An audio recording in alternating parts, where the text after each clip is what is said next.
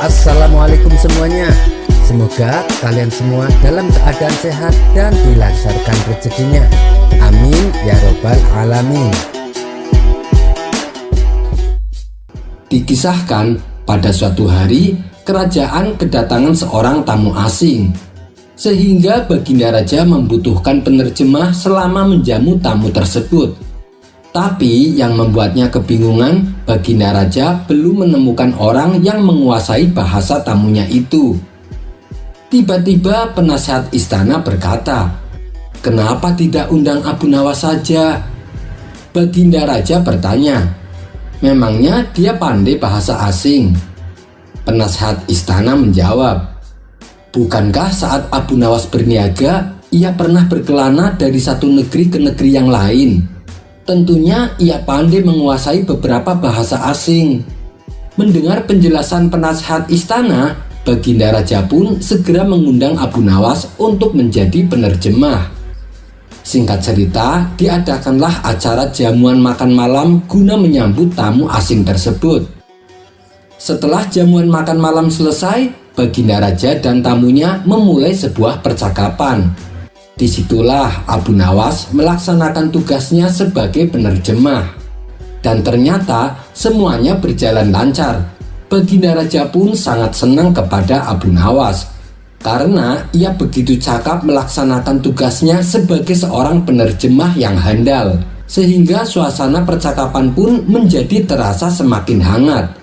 Namun diam-diam sang penasihat istana terus mengamati Abu Nawas. Ia merasa ada sesuatu yang ganjil dalam menerjemahkan perkataan raja kepada tamu asingnya itu. Kemudian penasihat istana bertanya kepada Abu Nawas, "Hai Abu Nawas, bagaimana caramu membahasakan perkataan raja yang panjang, tapi kamu menyampaikannya begitu singkat?" Dengan entengnya Abu Nawas menjawab, "Oh, itu gampang. Saat Baginda Raja sedang bercerita lucu, saya cukup menyampaikan kepada tamu asing itu, 'Mohon Tuan untuk tertawa.' Dan tamu asing itu pun tertawa tanpa mengetahui isi cerita Baginda Raja. Begitu pula saat Baginda Raja sedang memuji kehebatan kerajaannya, saya cukup menyampaikan kepada tamu asing itu, 'Mohon supaya Tuan acungkan jempol Tuan.'" Mendengar hal itu, penasihat istana tak kuasa menahan tawanya. Kisah selanjutnya, ketika pasca banjir yang dialami Nabi Nuh dan kaumnya, perahu yang ditumpanginya sempat terkatung-katung. Setelah banjir mereda, barulah mereka berhasil mendarat dengan selamat.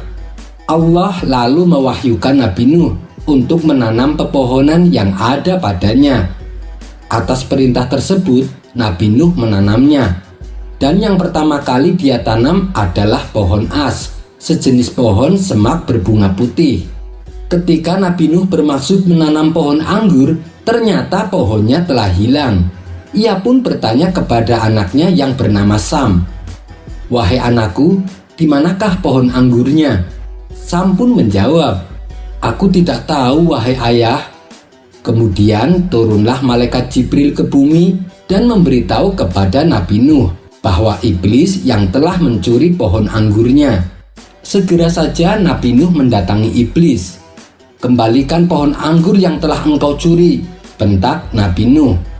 "Aku tidak mau mengembalikannya kecuali engkau mau berbagi denganku," pinta iblis. Nabi Nuh pun menyetujuinya dan ia kembali berkata, "Aku beri kamu sepertiganya." Akan tetapi iblis menolak penawaran tersebut. Nabi Nuh kembali menaikkan tawarannya, "Aku beri kamu 2/3-nya." Iblis pun menyetujuinya. Lalu oleh iblis pohon anggur itu ditanam. Kemudian dia menyembelih seekor burung merak dan darahnya disiramkan ke pohon itu. Setelah daun-daunnya tumbuh, dia menyembelih seekor kera dan darahnya disiramkan ke pohon itu.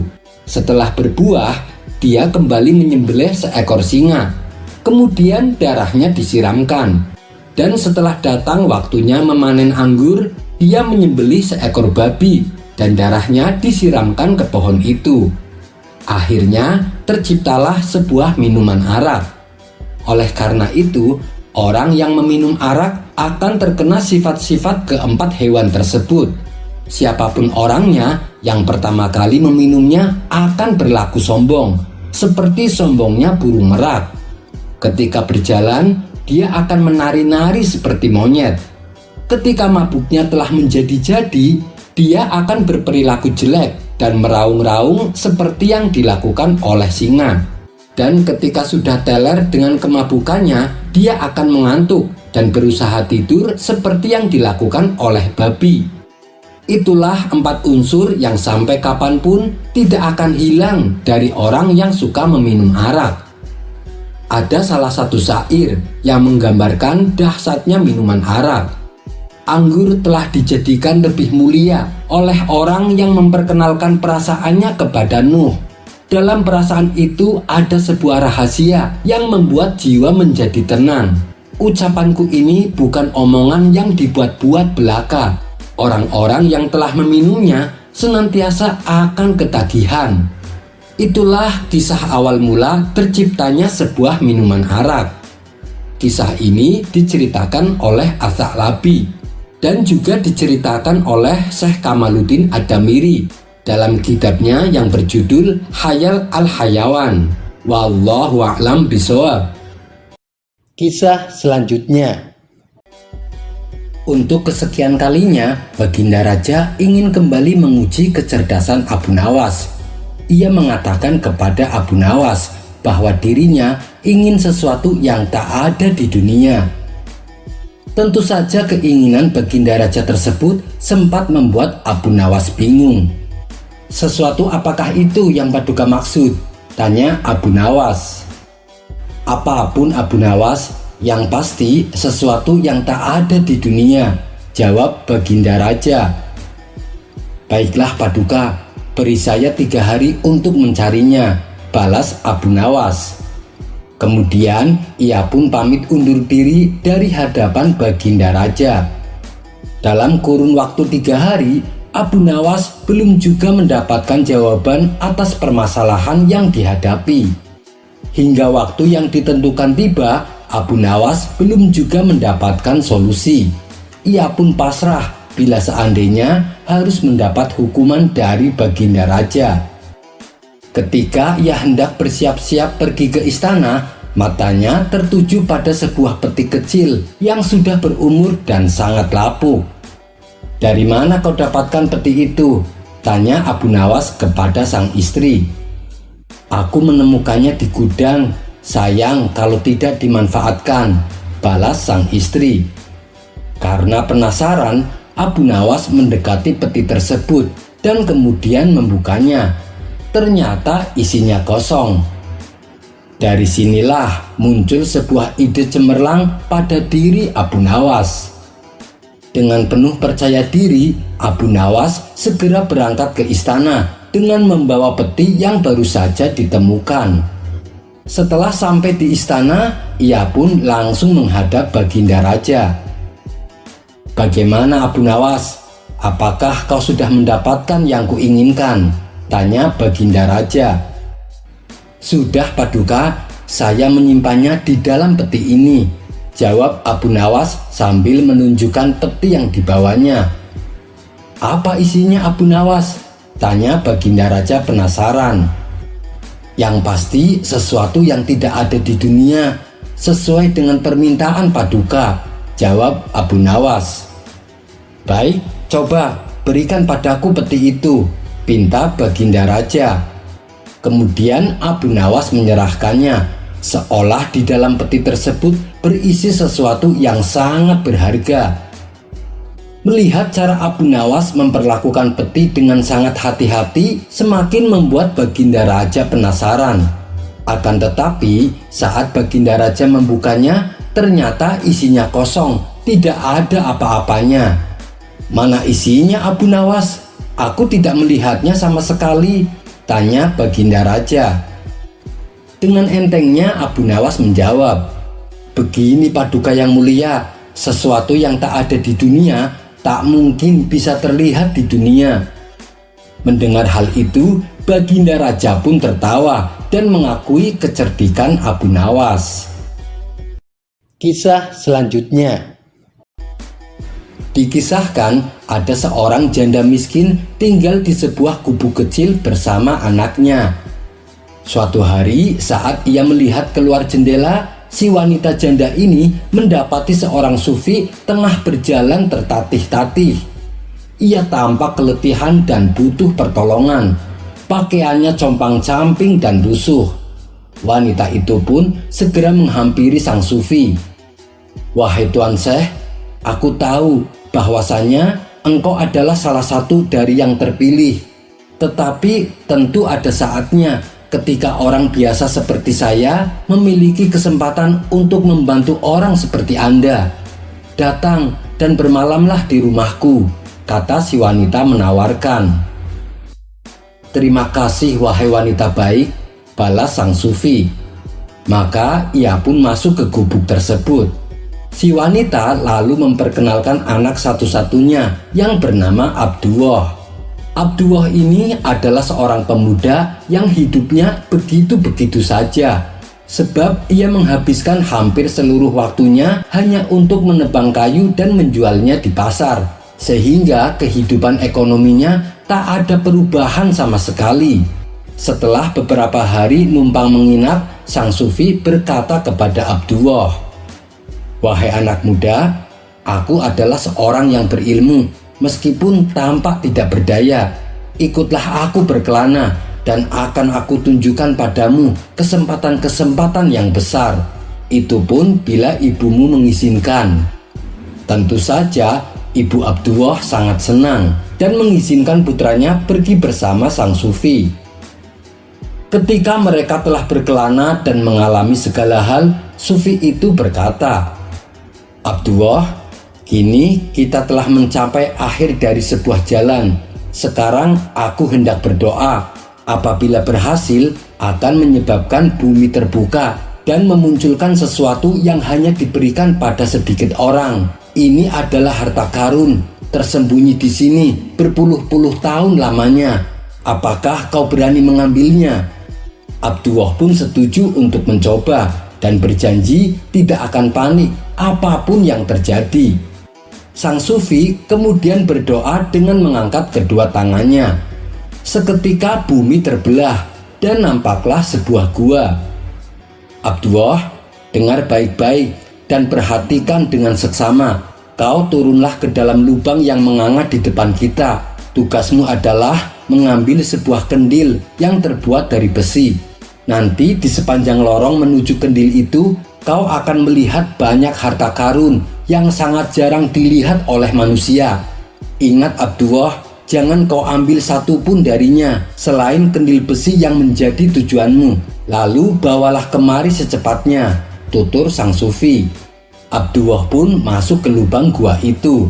Di sana ia melihat begitu banyak permata berkilauan, harta karun yang demikian menakjubkan. Abduwah betul-betul terkesima. Tanpa pikir panjang, dipenuhinya tangannya dengan benda paling gemerlap yang dilihatnya. Ia telah melupakan pesan sang sufi. Tidak lama kemudian, ia melihat kendil besi yang diceritakan. Dalam hati Abduwah berpikir bahwa sebaiknya ia tetap membawa kendil itu dan akan menyembunyikan harta karun untuk dirinya sendiri di balik jubahnya. Maka naiklah Abduwah dari gua bawah tanah. Akan tetapi ketika ia keluar dari gua, tiba-tiba ia sudah berada tak jauh dari rumahnya, sedangkan sang sufi sudah menghilang. Abduwah pun lalu pulang ke rumah dan hendak menunjukkan kepada ibunya emas dan permata yang dibawanya. Disitulah peristiwa aneh terjadi. Emas dan permata yang disembunyikan di balik jubahnya langsung meleleh dan lenyap. Yang tersisa hanya kendil besi. Hal ini membuat Abduwah kecewa. Karena terobsesi ingin cepat kaya, ia kembali menuju tempat di mana terdapat gua yang penuh dengan harta karun. Namun, gua yang dicarinya tidak ditemukan karena sudah kembali menjadi tanah yang rata. Sejak kejadian tersebut, Abduwah memutuskan untuk mengembara ke seluruh penjuru dunia dengan membawa kendil besinya. hingga sampailah ia di sebuah istana yang megah, yang berdiri kokoh di tengah tanah yang tak bertuan. Dengan perasaan was-was, Abduh mendekati istana yang megah itu. Tak disangka ia pun disambut penjaga istana dan dipersilahkan masuk.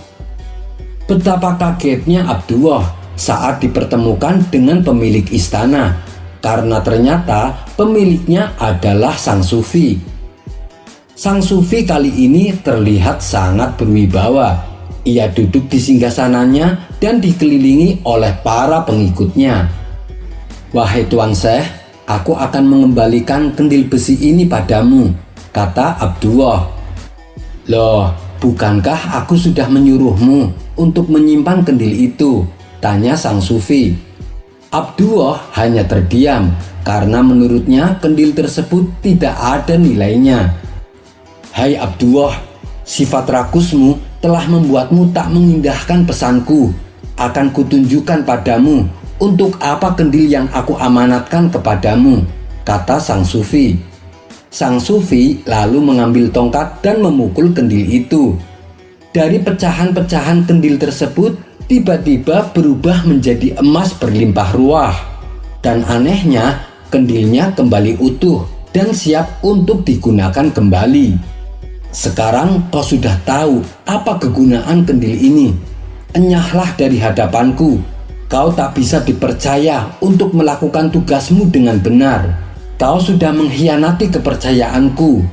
Tetapi sebagai balasan karena mengembalikan kendilku, aku berikan kepadamu seekor unta dan sekantong emas," kata sang sufi. "Wahai Tuan Syekh, izinkan saya bermalam di istana Tuan. Besok pagi-pagi sekali saya akan pulang," pinta Abduh.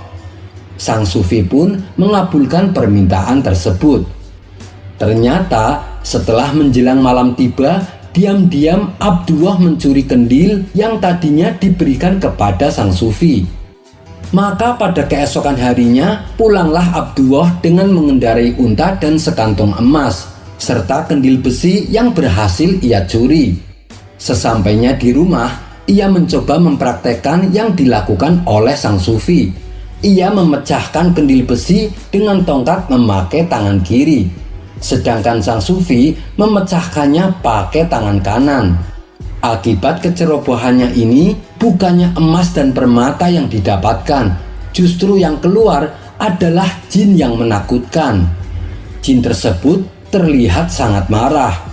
Ia mengambil semua pemberian sang sufi, yaitu berupa emas yang ada di kantong, dan membawa lari untanya lalu menghilang.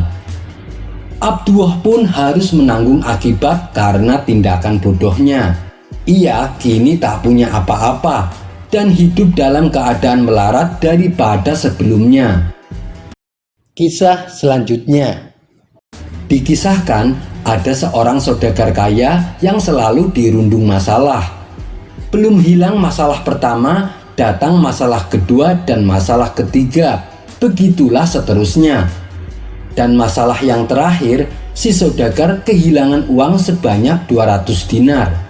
Setelah mendapat wejangan dari beberapa pemuka agama, si saudagar disarankan untuk menemui Syekh Jalaluddin Ar-Rumi.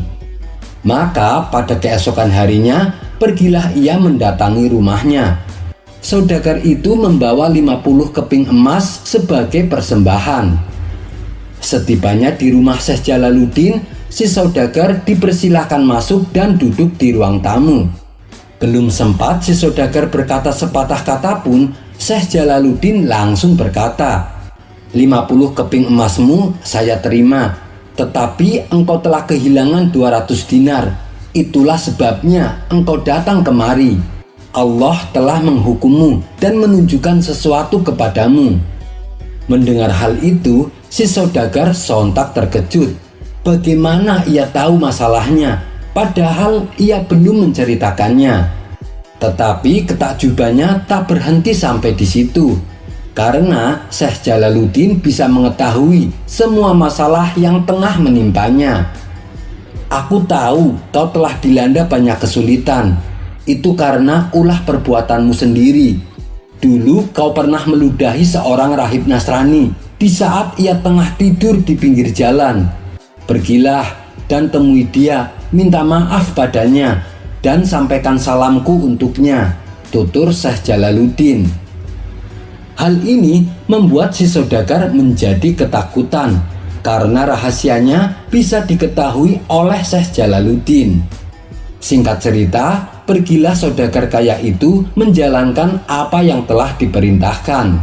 Setelah menempuh perjalanan cukup lama, akhirnya si saudagar berhasil menemui rahib Nasrani yang pernah ia ludahi. Ia pun meminta maaf atas perbuatannya dan menyampaikan salam dari Syekh Jalaluddin. Sang rahib terkejut mendengarnya karena ia sendiri tidak mengetahui bahwa ia pernah diludahi oleh si saudagar. Si saudagar lantas menjelaskan bahwa saat itu sang rahib tengah tertidur, jadi ia tak menyadarinya. Baiklah, aku maafkan. Lalu kepada siapa lagi engkau ceritakan hal ini? Tanya sang rahib. Aku tidak menceritakan kepada siapapun, jawab si saudagar kaya. Lalu bagaimana Syekh Jalaluddin tahu? Tanya sang rahib kembali. Saya sendiri juga heran bagaimana dia bisa tahu, balas si saudagar. Atas peristiwa tersebut, sang rahib langsung bersahadat dan memilih untuk memeluk agama Islam. Sedangkan si saudagar kini kembali hidup tenang karena semua permasalahannya satu demi satu telah lenyap. Kisah selanjutnya. Dikisahkan ada sekawanan perampok yang terkenal sangat sadis dan kejam. Mereka melakukan aksinya di tengah padang gurun pada malam hari. Setiap kali ada rombongan kabilah yang melintasi jalan tersebut, kawanan perampok ini langsung menyergapnya dan menjarah semua harta benda milik para kabilah. Apabila ada yang berani mencoba melawan, maka kawanan perampok ini tak segan-segan untuk membunuhnya. Pada suatu malam, mereka menyergap dan menjarah harta benda salah satu rombongan kabilah. Begitu berhasil mendapatkan harta benda yang lumayan banyak, kawanan perampok ini berencana untuk pulang. Tapi karena waktu sudah larut malam, belum lagi rasa kantuk dan capek yang mereka rasakan, akhirnya mereka memutuskan mencari tempat terdekat untuk istirahat. Setelah berjalan cukup lama, mereka pun melihat sebuah rumah sederhana yang jauh dari pemukiman penduduk. Pemilik rumah ini adalah keluarga yang rajin beribadah. Agar diizinkan untuk menginap, kawanan perampok tersebut menutupi identitasnya. Mereka mengaku sebagai mujahid fisabilillah, yaitu pasukan pejuang perang di jalan Allah. Kehadiran mereka di rumah tersebut disambut hangat oleh tuan rumah. Bahkan mereka langsung disuguhkan hidangan makan malam sebelum mereka beristirahat. Saat kawanan perampok ini selesai makan malam, mereka melihat ada bocah kecil terbaring di tempat tidurnya. "Apakah dia anakmu?" tanya salah satu dari mereka. "Benar tuan, dia anak saya. Dia menderita kelumpuhan pada kakinya. Kami sudah berusaha berobat ke sana kemari tapi tak kunjung sembuh," jawab si tuan rumah. "Oh iya tuan, barangkali tuan sekalian mau menunaikan sholat malam, akan saya antar ke tempat wudhu," kata si tuan rumah melanjutkan. Tak ingin identitasnya terbongkar, kawanan perampok ini terpaksa berwudhu dan melakukan sholat malam, layaknya seperti yang dilakukan oleh pejuang fisabilillah. Si tuan rumah ini bukan hanya rajin ibadah, tapi ia juga selalu berprasangka baik kepada siapapun. Ia sama sekali tidak menaruh curiga bila tamunya adalah kawanan perampok. Ia percaya kalau tamunya yang datang adalah pejuang fisabilillah. Bahkan bekas sisa air wudhu yang dipakai oleh para perampok, ia kumpulkan di sebuah wadah dengan mengharap keberkahan dari mereka. Lalu air tersebut ia basuhkan di kedua kaki anaknya yang sedang menderita kelumpuhan. Setelah menjelang pagi hari, kawanan perampok tersebut pamit pulang kepada si tuan rumah. Singkat cerita, beberapa hari kemudian, kawanan perampok ini kembali melakukan aksinya. Mereka menyergap dan merampok rombongan kabilah yang sedang melintas di tengah padang gurun saat malam hari. Begitu selesai dengan aksinya, sebelum pulang mereka kembali mendatangi rumah yang tempo hari digunakan mereka untuk menginap. Setelah sampai di depan rumah, ketua perampok mengetuk pintunya dan mengucapkan salam. Lalu terdengar suara jawaban salam dari dalam rumah. "Siapa di luar?" tanyanya kemudian. "Kami rombongan pejuang fisabilillah yang tempo hari numpang menginap," jawab ketua perampok. Pintu rumah pun segera dibuka oleh anaknya. Kawanan perampok ini heran dan kaget. Bukankah anak kecil ini yang katanya lumpuh? Kenapa sekarang tiba-tiba bisa berjalan? Belum hilang rasa herannya, tuan rumah dan anaknya langsung mengajak salaman dan menciumi tangan para perampok ini satu persatu.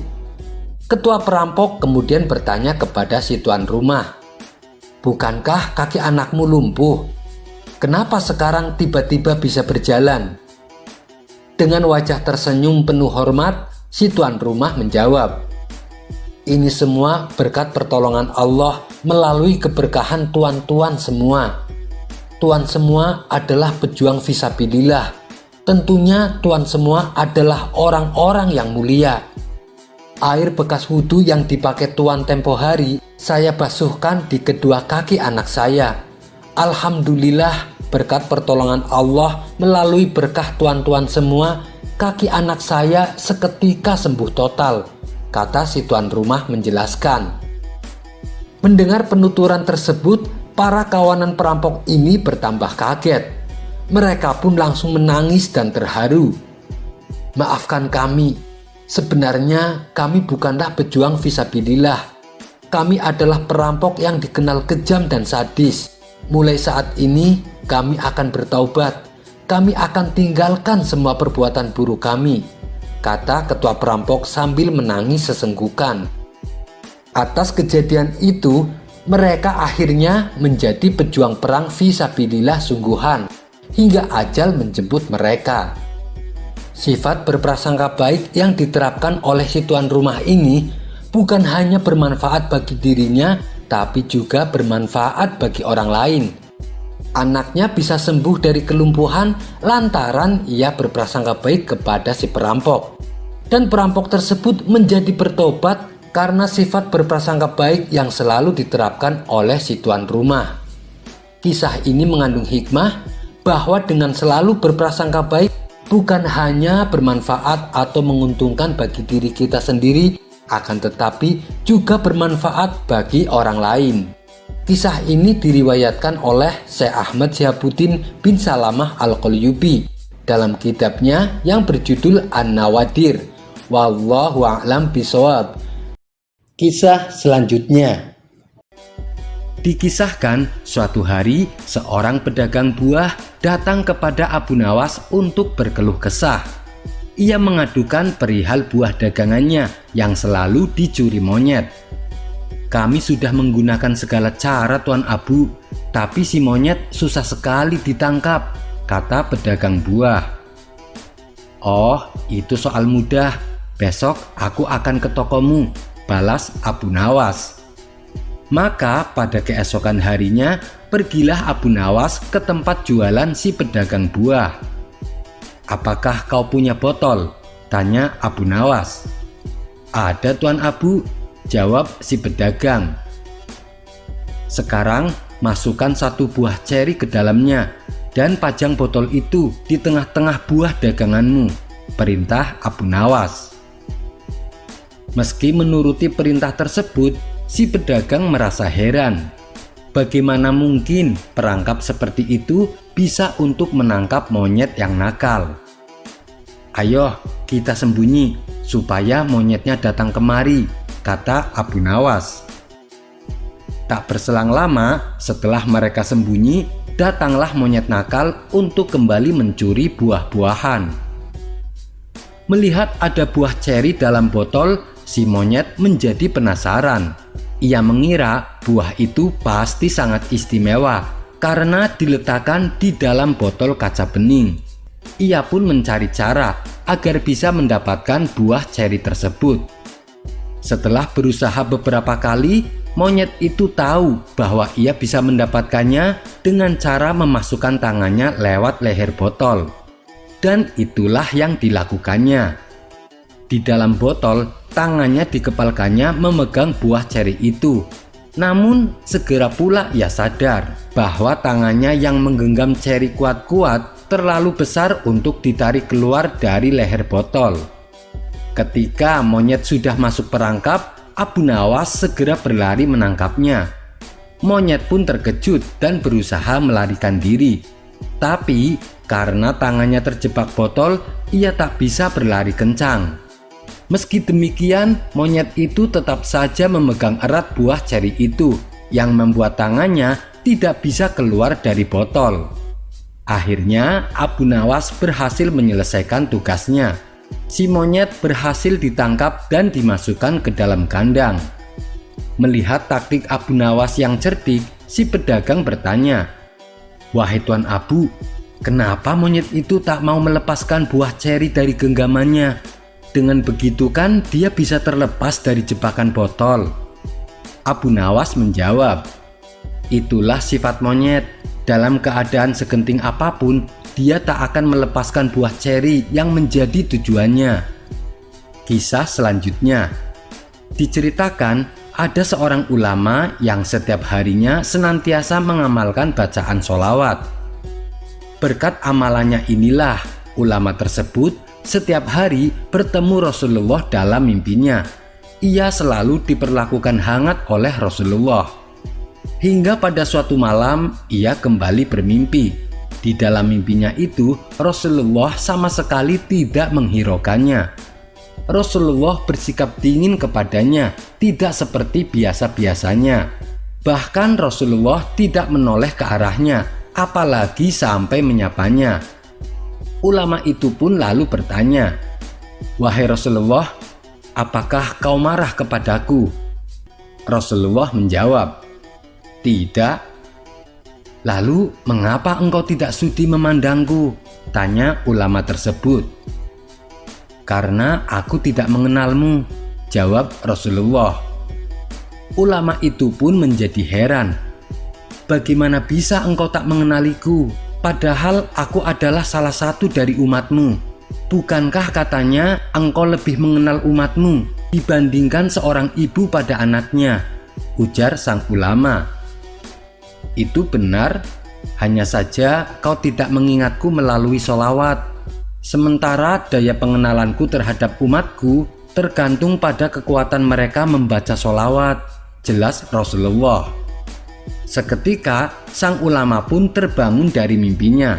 Ia menyadari bahwa sudah sekian bulan ia tidak membaca sholawat. Kemudian ia bertekad dalam hatinya untuk membaca sholawat Nabi sebanyak 100 kali di setiap harinya. Dan pada malam harinya ia kembali bermimpi. Ia berjumpa dengan Rasulullah. Ia disapa dengan hangat oleh Rasulullah. "Sekarang aku mengenalimu dan aku akan memberikan syafaat untukmu," kata Rasulullah penuh perhatian. Kisah ini terdapat dalam kitab Mukasafatul Qulub karya Imam Al-Ghazali. Wallahu a'lam bishawab. Kisah selanjutnya. Dulu di negara Bosnia ada sekitar 3 atau 4 pemuda ingin mengerjai ulama yang terkenal alim. Katanya dia ulama hebat. "Ayo kita tipu dia," kata salah satu pemuda. Mereka lalu membawa keranda jenazah dengan seorang temannya disuruh tidur di dalamnya. Begitu sampai di rumah sang ulama, para pemuda itu menyampaikan bahwa ada yang meninggal dan meminta kesediaan ulama tersebut untuk menyolatkannya. Saat menyampaikan itu, mereka sudah menahan tawa.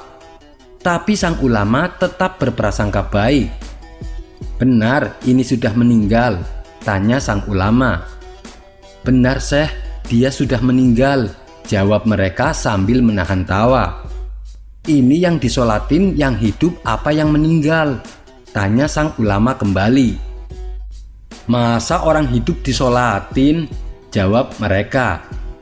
Oh, jadi benar orang ini sudah meninggal? Tanya sang ulama. Iya Syekh, dia sudah meninggal, jawab mereka. Ulama tersebut mengulang pertanyaannya sampai 3 kali dan dijawab oleh mereka dengan jawaban yang sama. Baiklah, aku akan menyolatinya. Apakah dia adalah orang yang baik? Tanya sang ulama. Kami bersaksi Syekh, dia adalah orang baik, jawab mereka. Ketika dijawab bahwa yang meninggal itu orang baik, maka sang ulama mengajak mendoakan dan menyolatkannya. Setelah selesai mendoakan dan mensolatinya, ulama itu pun meninggalkan mereka. Begitu sang ulama pergi, para pemuda ini tertawa terpingkal-pingkal. Mereka tak kuasa melihat kelucuan ketika mengerjai sang ulama. Katanya ulama hebat, tapi berhasil kita kerjain, seloroh salah satu dari mereka. Mendengar itu, tawa mereka pun semakin keras.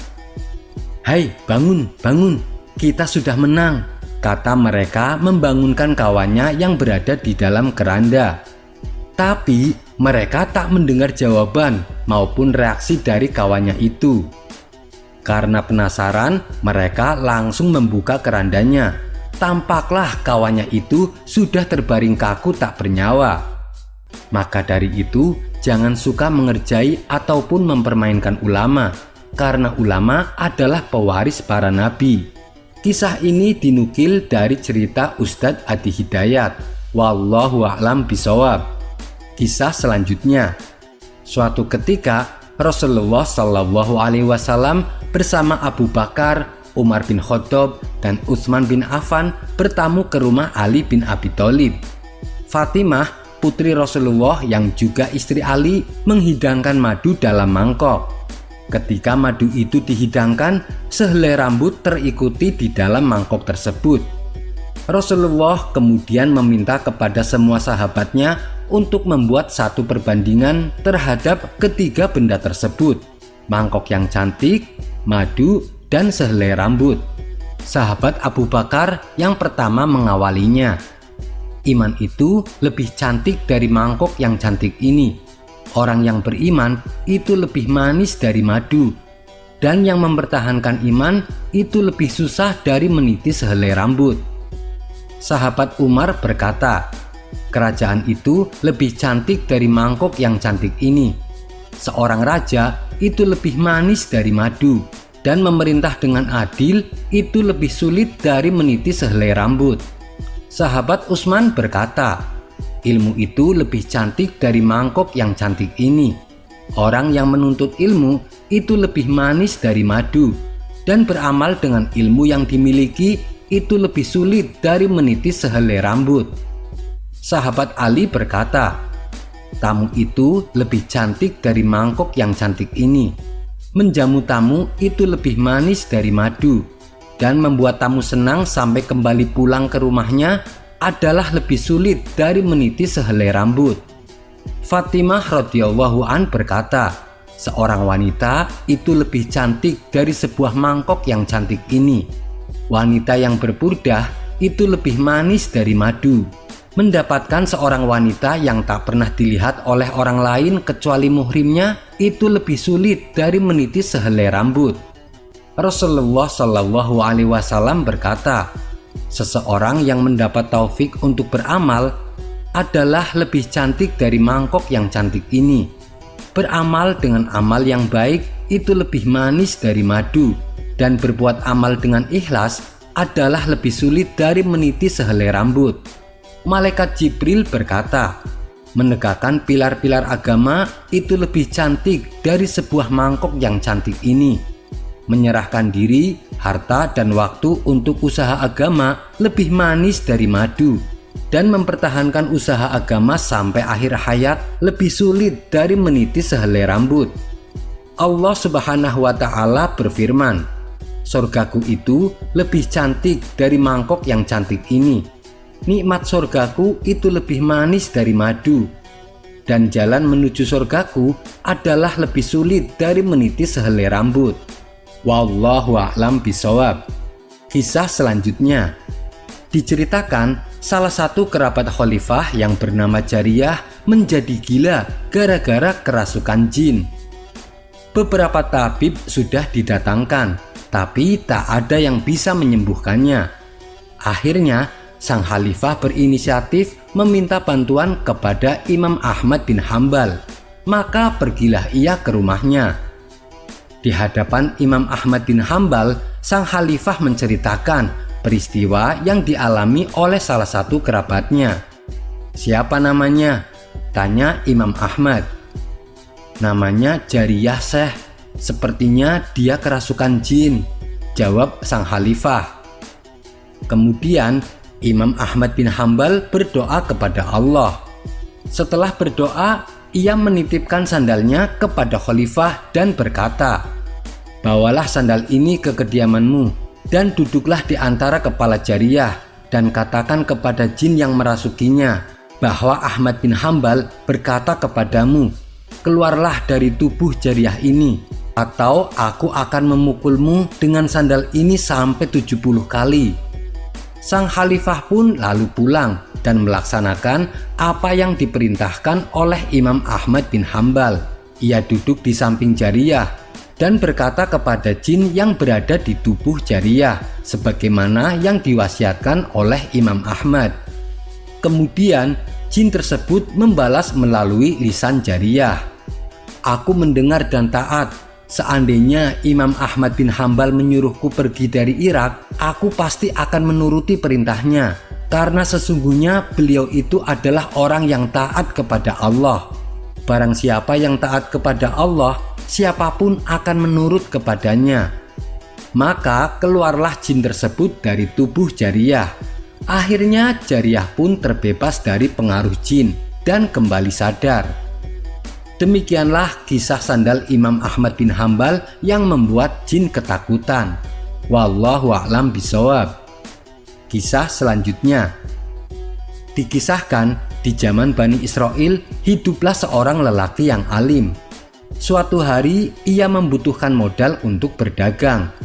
Maka pergilah ia ke rumah saudagar kaya yang terkenal dengan kedermawanannya dan suka menolong. Di hadapan saudagar kaya, lelaki alim ini menyatakan tujuannya. "Tuan, aku butuh modal untuk usaha, pinjamilah aku uang," kata lelaki alim. "Berapa yang kau butuhkan?" tanya saudagar kaya. 1.000 dinar, Tuan, jawab lelaki alim. Karena jumlahnya begitu besar, saudagar kaya meminta agar dihadirkan saksi-saksi. Lelaki alim itu berkata, "Cukuplah, Allah sebagai saksinya."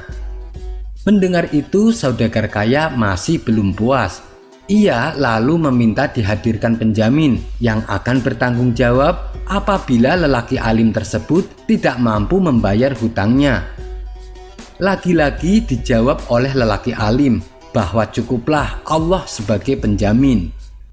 Lantaran saudagar kaya mengenal betul bahwa yang akan berhutang adalah lelaki yang terkenal alim, ia pun percaya dan menyetujuinya. Maka dibuatlah kesepakatan hari dan tanggal pelunasan hutang.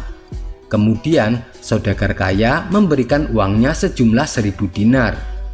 Setelah mendapat uang yang diinginkan, lelaki alim akhirnya pergi keluar daerah dengan menumpang kapal perahu. Di sana ia mulai menjalankan usaha dagangnya, hingga dalam waktu beberapa hari saja ia mendapatkan untung yang banyak. Singkat cerita, jatuh tempo hari pelunasan hutang hampir tiba.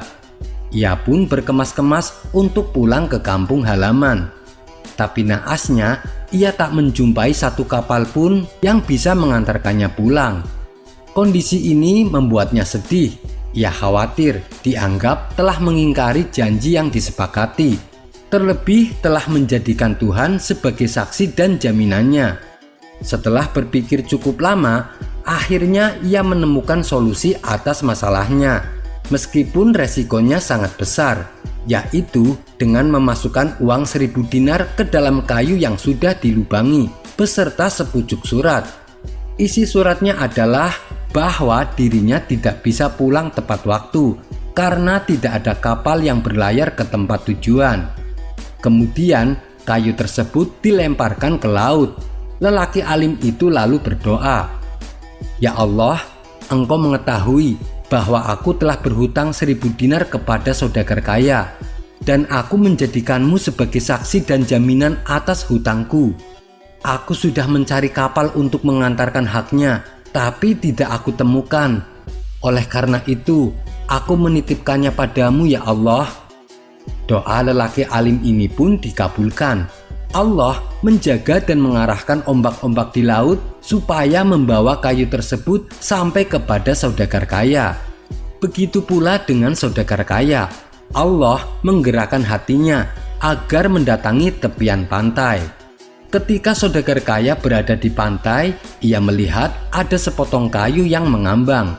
Maka timbullah keinginan kuat di hatinya untuk membawa pulang kayu tersebut. Setibanya di rumah, ia pun segera membelahnya. Saat kayu terbelah, betapa kagetnya dirinya melihat banyak uang yang keluar. Rasa kagetnya bertambah ketika ia mendapati ada sepucuk surat. Setelah membacanya, barulah ia mengetahui bahwa uang yang berada di dalam kayu adalah milik lelaki alim yang ditunjukkan untuk dirinya. Kisah ini terdapat dalam hadis Sahih Bukhari. Wallahu a'lam bishawab. Kisah selanjutnya. Dikisahkan pada zaman Bani Israel ada seorang ahli ibadah yang dikenal alim. Ia beribadah sudah berlangsung selama 60 tahun. Ketakwaannya ini membuat iblis tidak suka. Iblis ingin supaya si ahli ibadah ini jauh dari Tuhannya. Berbagai cara pun dilakukan iblis untuk menggodanya. Tapi tak sedikit pun iman si ahli ibadah goyah oleh rayuan iblis. Meskipun rayuan iblis selalu gagal, iblis tak pernah putus asa untuk membuat si ahli ibadah masuk dalam perangkapnya.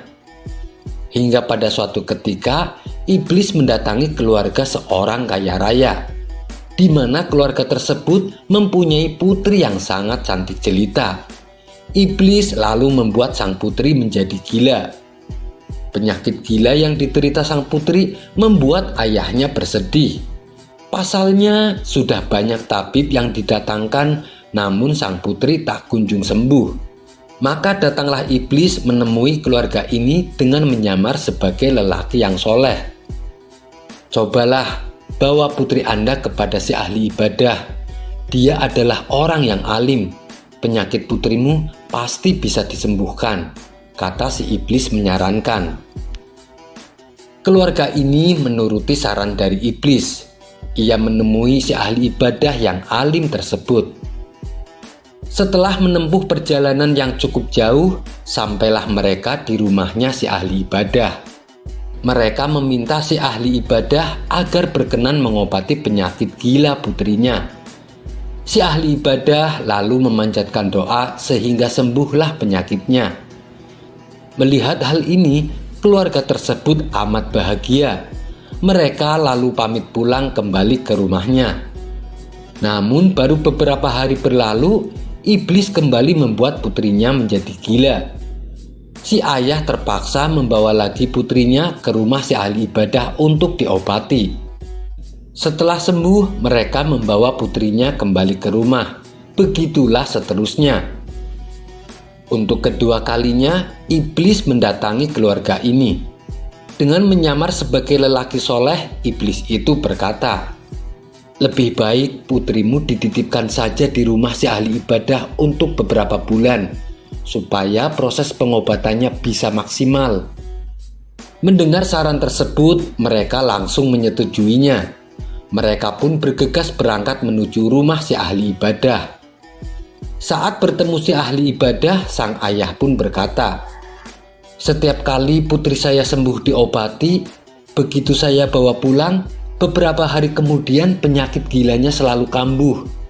Oleh karena itu, saya berencana ingin menitipkan putriku padamu untuk beberapa bulan, agar proses penyembuhannya bisa maksimal dan bisa sembuh total."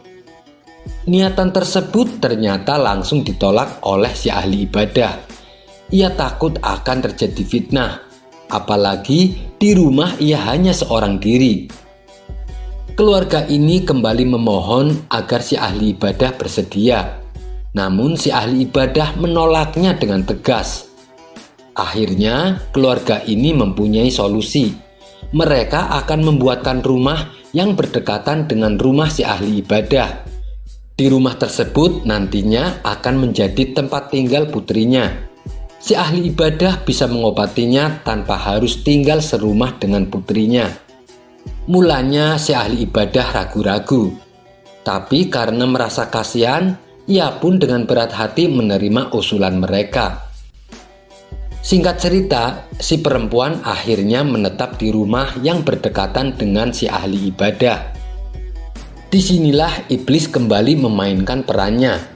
Ia membisikkan di hati si ahli ibadah, "Seandainya engkau mau datang membawa makanan untuk perempuan itu dan engkau letakkan di depan pintu rumahnya, niscaya engkau akan mendapat pahala yang sangat besar." Iblis pun terus-menerus membisiki hal tersebut. Hingga akhirnya si ahli ibadah berjalan ke rumah si perempuan dengan membawa makanan serta meletakkannya di pintu rumah tanpa mengajaknya bicara. Si ahli ibadah melakukan hal ini selama beberapa waktu. Iblis pun datang lagi untuk memperdayai si ahli ibadah. "Seandainya kamu mau sekedar menyapanya, maka pasti perempuan itu akan merasa terhibur dengan sapaanmu, lantaran dia sedang kesepian." Demikianlah iblis senantiasa membisikinya, hingga akhirnya setiap kali si ahli ibadah membawa makanan untuk si perempuan, ia menyapanya terlebih dahulu. Setelah itu, iblis datang lagi membisikinya, "Seandainya engkau mau duduk sebentar di depan pintu rumahnya dan mengajaknya bicara, niscaya hal ini lebih baik dan lebih menghibur untuk dirinya." Si ahli ibadah kembali menuruti bisikan iblis. Setiap kali ia membawakan makanan, ia duduk di depan pintu rumah perempuan tersebut dan mengajaknya bicara. Merasa jebakan tipu muslihatnya berhasil, iblis semakin gencar menggodanya. Ia pun kembali membisikkan di hati si ahli ibadah ini, "Apakah kamu tidak malu dilihat tetangga? Kamu seorang ahli ibadah, tapi kamu duduk di depan pintu rumah perempuan sambil mengajaknya bicara. Akan lebih baik bila kamu masuk ke dalam rumahnya. Dengan begitu tidak ada tetangga yang melihatmu." Si ahli ibadah sudah masuk dalam jebakan iblis. Ia menuruti bisikan iblis di hatinya. Karena seringnya berduaan di rumah si perempuan, si ahli ibadah mulai tertarik dengan kemolekan tubuhnya. Maka terjadilah perzinahan antara si ahli ibadah dengan perempuan tersebut. Akibat seringnya melakukan perbuatan ini, kemudian si perempuan hamil. Si ahli ibadah menjadi gelisah dan takut. Di saat dilanda kecemasan, iblis kembali berbisik kepada si ahli ibadah, "Kamu dikenal masyarakat sebagai ahli ibadah, tapi yang kamu lakukan sangat hina. Orang-orang pasti akan membencimu dan mencacimu. Kenapa tidak kau bunuh saja perempuan itu? Dan kamu kuburkan mayatnya di tempat yang tidak diketahui orang. Kalau keluarga perempuan tersebut datang untuk menjemput, bilang saja kamu kewalahan menghadapi jin yang merasuki tubuh perempuan itu. Lalu jin tersebut menculik dan membawanya kabur." Lantaran merasa kalut, bisikan jahat iblis ini pun dilakukannya. Si ahli ibadah membunuh perempuan tersebut dan menguburkannya di suatu tempat. Beberapa hari kemudian, datanglah keluarga si perempuan untuk menjemputnya. Si ahli ibadah menjelaskan kalau dirinya kewalahan menghadapi jin yang merasuki tubuh si perempuan, dan jin tersebut kabur membawa lari si perempuan. Mereka pun percaya dengan ucapan si ahli ibadah. Namun ketika malam tiba, Dalam tidurnya, keluarga perempuan ini didatangi iblis. Yang diucapkan ahli ibadah itu adalah bohong. Putrimu dan dia telah melakukan zina hingga putrimu hamil. Ia lalu membunuhnya dan menguburkannya di tempat ini. Esok paginya, keluarga tersebut mencoba mencari tahu kebenaran mimpinya. Ia menuju tempat di mana putrinya dikuburkan. Melihat kenyataan bahwa putrinya dibunuh oleh si ahli ibadah, keluarga tersebut menjadi murka dan mengadukan hal ini kepada raja. Si ahli ibadah lalu dijatuhi hukuman mati. Bujuk rayu iblis tidak berhenti sampai di sini. Saat si ahli ibadah akan dieksekusi hukuman mati, iblis kembali membisikkan tipu muslihatnya. Aku bisa menyelamatkanmu dari hukuman mati, tapi ada syaratnya.